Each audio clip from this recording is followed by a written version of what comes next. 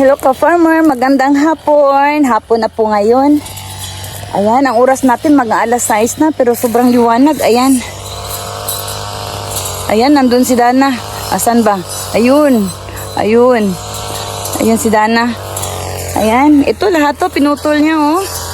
Ang haba.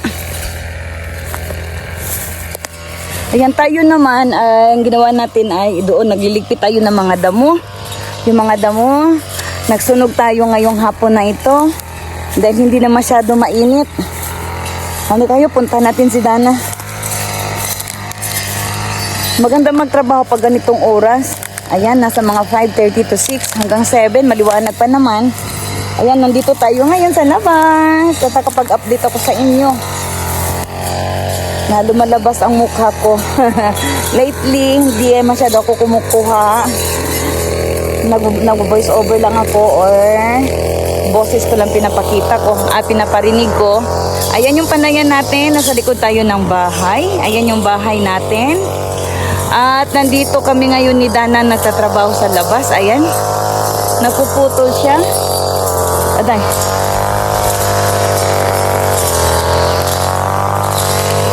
Ayan o. Ayan, wala ng tubig pero ayan. Wala ng tubig.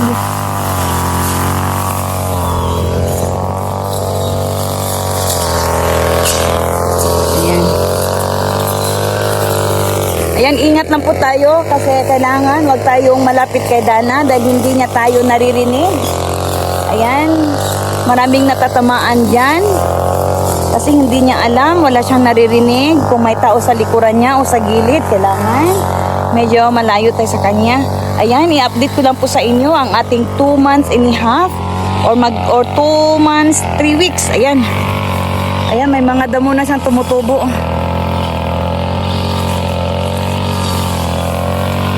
Ayan, meron pa doon.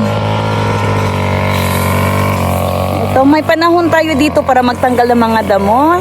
Sa ngayon, hindi pa muna dahil meron pa tayong mga ginagawa. Ayan, dito tayo sa likuran ng bahay. Ayan.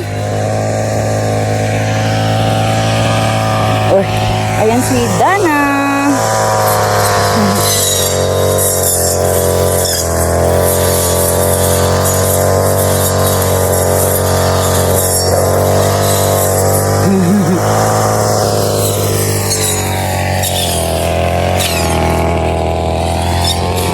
Ayun, maganda dun oh. Ayan.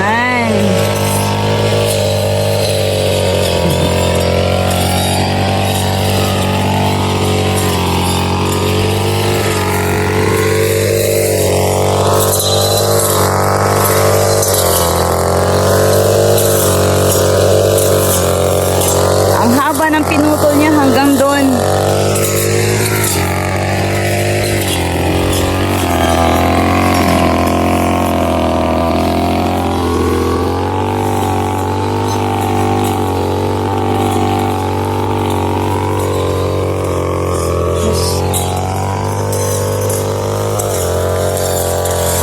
Kunting update lang dito dahil hindi masyado mainit. Yan, nasa labas tayo nakakapagtrabaho ngayon. Ayan, medyo maliwanag pa naman kahit mag-aalas 6 na. Ayan, dati-dati itong area na to, wala pa ako dito.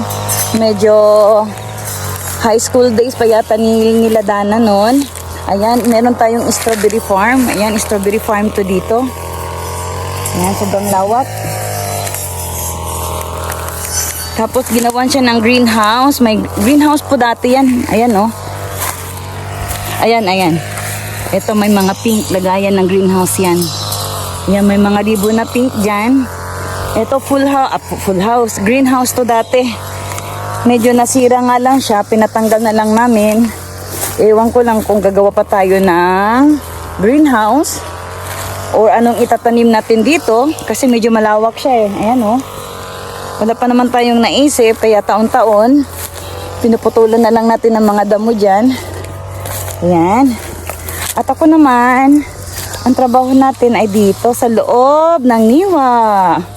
Ayan, nagtatanggal ako ng mga damo dyan sa loob. Ayan, ito yung lagayan natin ng mga dahon at doon tayo nagsunog. Ayan, may mga pusa kami, oh. Hi!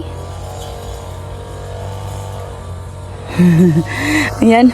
That's it lang yung muna mai-update ko sa inyo ngayon dahil, ayan, masarap magtrabaho. Hindi masyado mainit. Okay, bye-bye for now. Mag-update lang ako sa inyo kung anong dapat i-update ko. Meron pa tayong mga kasaba na i-update. Yung gabi natin, yung palayan natin, at saka yung palayan pala natin sa kabila. Ayun, nagbubuntis na siya. Ayan, bibigyan ko po kayo ng update soon. Pupunta po tayo doon para mabigyan ko po kayo ng video update. Ayan, bye-bye for now. Pinay Farmer sa Japan. Na syempre kanina si Dana pinuntahan natin. Bye-bye!